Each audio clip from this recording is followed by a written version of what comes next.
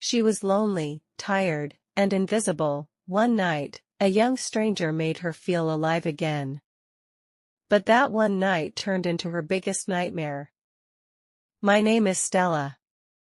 I am 46 years old. My life is simple, quiet, and lonely. I work long hours in an office. Every day feels the same: work, eat, sleep.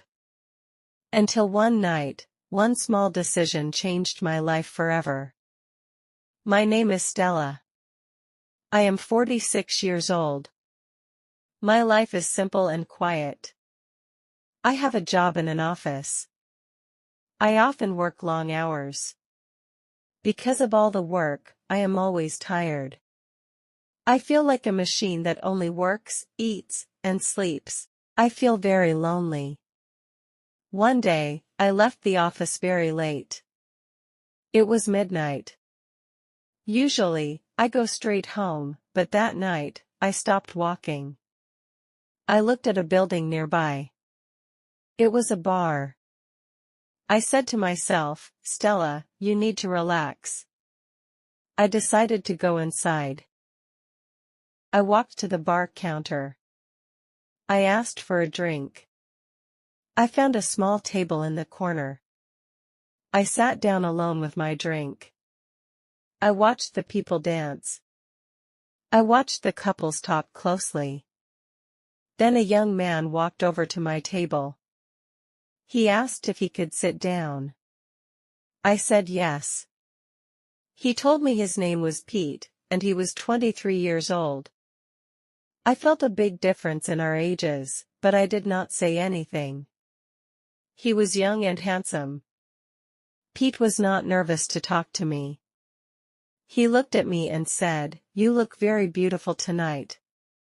I was very surprised. I laughed a little because I felt shy. Usually, I felt invisible when I went out, but tonight, Pete made me feel seen. He asked me questions about my life. He listened carefully when I answered. Pete was flirting with me, and I knew it. For many years, I only thought of my work. Now, I thought of myself. I felt like a woman again. I forgot that I was 46 years old. I forgot my problems and my loneliness. I only focused on Pete's smile. Pete asked me to dance. I felt nervous, but he took my hand and led me to the middle of the room. He pulled me close to him. I had not been this close to a man in many years. I tried to look away, but I could not. I kept looking at Pete's face. I began to blush. Pete looked into my eyes. He kissed me. My heart beat fast. I knew I should stop this, but I did not want to return to my lonely life. I said to Pete, "Let's get out of here." Pete smiled. He did not ask where we were going. He simply nodded his head. So, we left the bar. We were alone now. We walked quickly toward my apartment. I knew this might be a big mistake, but I did not care. Pete looked at me like I was the only woman in the world. He made me feel young again. We arrived at my small apartment and went inside. We talked for a long time. Then, we went to sleep. Pete slept beside me. I felt safe. The next morning, I looked at Pete. He was still sleeping next to me. I told myself that this was just one night, and everything would be fine. Then, suddenly, I heard a sound, a key turning in the lock. I froze. It was my daughter's key. My heart stopped. I could not breathe. My daughter was supposed to be away for the whole weekend. Why was she home now? I knew I was in big trouble. I pushed Pete inside the closet in my bedroom. I closed the door quickly. My daughter said, "Mother, are you awake?" I tried to look normal. I opened the front door. My hands were shaking. My daughter came inside. She began to walk toward my bedroom. I needed to stop her. The closet door was closed, but Pete was hiding there. I quickly said, "Wait, do you want some tea or coffee?" She said no, and she went into the kitchen. This was my only chance. I opened the closet door. I said to Pete, "You must go now." Pete nodded his head. He moved toward the front door. I thought the problem was over, but then he stopped near the door. He gave me a strange look. He said, "Your daughter is cute, too." I could not move. My face burned. I felt anger and shame. I pointed at the door with my finger. I told him, "Stay away from me. Do not come back." I pushed him out of the apartment quickly and locked the door. I went to the kitchen and tried to look normal again. My daughter asked me if everything was okay. I just smiled and said yes. I knew I had made a big mistake. I hoped he would forget me forever.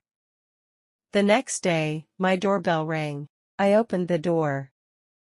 It was Pete. He looked happy. He did not talk about the night we spent together. He only talked about money. He said, "I need some money now." I felt confused. I thought if I gave him money, he would leave me alone. So, I gave him some cash. It was not a lot of money, but it was all I had. I told him, "Take this now. Please go, and do not come back here again." He took the money quickly and walked away. But Pete did not go away forever. He came back to my apartment the next week. Pete came back again the week after that. Every time, he asked for more money. I started to feel angry, but also more scared. I tried to tell him no more, but he would not listen to me. Pete started to change his words. His words became threats. Pete said, "Stella, you must give me what I need today." I shook my head and said, "I do not have more money for you." He said, "If you do not give me the money, I will tell your daughter everything." My heart stopped. He knew my greatest fear. He knew I was afraid of losing my daughter's love. This was blackmail. I was scared of him. My life was breaking because of one bad decision. Every day, Pete asked for more money. I gave him money, but the fear did not leave. I told many lies to my daughter. I could not continue living with the secrets. So, one night, I told my daughter everything. My eyes filled with tears. I cried because I was ashamed. I thought my daughter would be angry at me for being foolish, but she did not scream. She listened to every word I said. She was angry at Pete for hurting me. She said, "Mom, that man is terrible. We must stop him." She hugged me and said, "You are safe now, Mother. You are not alone in this." The next day was difficult. I knew Pete would come back. My daughter was with me. She waited with me in the living room. We heard a knock at the door. It was Pete. My daughter walked quickly to him. I saw the anger in her eyes. She said, "Stop. You must stop this now. You need to leave us alone." Pete looked shocked. He did not expect to see her. He did not expect her to speak. He saw that he had lost. His game was over. My daughter said, "Go now, and never come back to this apartment. Never call my mother again." Pete said nothing. He knew he could not win against both of us. He walked away. My daughter turned around and looked at me. She did not need to speak. I knew what she meant. We sat together on the sofa. We did not talk much, but we were close. That day, I realized that keeping secrets holds you down, but the truth is strong. My daughter's love and the truth had set me free, from Pete and from my own fear. I was ready to start a new life. That day, I learned something important. Keeping secrets can destroy your life. But truth and love can save you. My daughter's courage saved me. Her love gave me strength. And that fear, finally ended. What would you do if one mistake started destroying your life? Would you hide the truth, or face it bravely?